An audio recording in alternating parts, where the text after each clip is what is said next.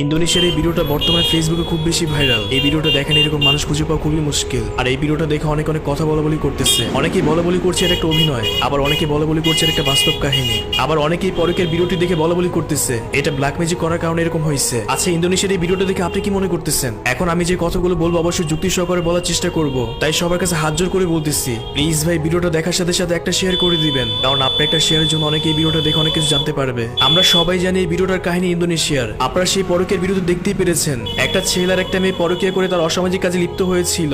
আর এইভাবে যখন তারা দীর্ঘ সময় অসামাজিক কাজে লিপ্ত হয়েছিল তখন কেউ কাউকে ছাড়তে পারছিল না। এক পর্যায়ে তাদের চিল্লা কান্নাকাটি দেখে তাদের পরিবারের সবাই চলে আসে। এরপর পরিবারের সবাই যখন দেখতে পেল তারা এই অবস্থা আছে, তখন পরিবারের সবাই তাদেরকে ছুটাতে আসলো, কিন্তু পরকে লিপ্ত হওয়া ছেলে মেয়েটা কোনোভাবে ছুটতে পারতেছিল না। এরপর মেয়েটার পরিবার থেকে মেয়েটার স্বামীও আসে, আর মেয়েটার স্বামী এসে মেয়েটার সাথে অনেক খারাপ ব্যবহার করে।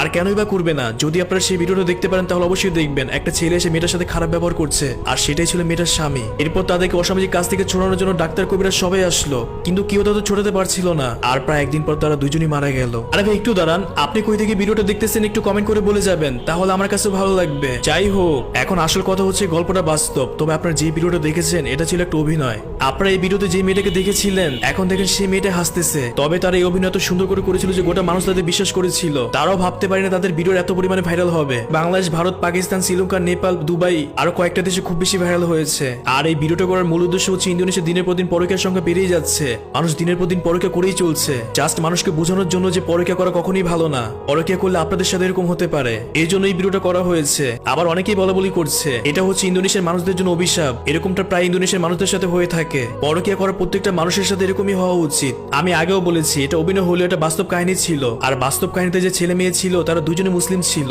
এখন আপনারা অনেকেই বলা করতে পারেন আমার কি খায়া দেয় কাম নাই, আমি কেন এই ভিডিওটা করছি? মানুষ তো এটাকে সত্যি মনে করছে, আর সত্যি মনে করে ভয়ও পাইছে। আমার কি দরকার ছিল ভিডিও করার? এরকম যদি আপনি আমাকে বলে থাকেন তাহলে একটা কথা বলতেছি, একটু মন দিয়ে শুনবেন। যেটা সত্যি সেটা সত্যি মানতে হবে, আর যেটা মিথ্যা সেটা মিথ্যা মানতে হবে। এখন যদি আপনি মিথ্যাকে মিথ্যা না মনে করে সত্য মনে করেন তাহলে দোষটা কার? অবশ্যই আপনার সত্যটা জানতে হবে। এখানে কিন্তু একবার আমি পরকীয়াকে সাপোর্ট করি নাই, পরকীয়া করা কখনোই ভালো না। এখন যদি আপনি মনে করে থাকেন এই ভিডিওটা দেখে অনেক মানুষই পরকীয়া করবে না, তাহলে অনেকটাই ভুল। তবে হ্যাঁ, কিছু কিছু মানুষ ঠিক হয়ে যাবে, তবে যাদের বিবেক আছে তারাই ঠিক হবে।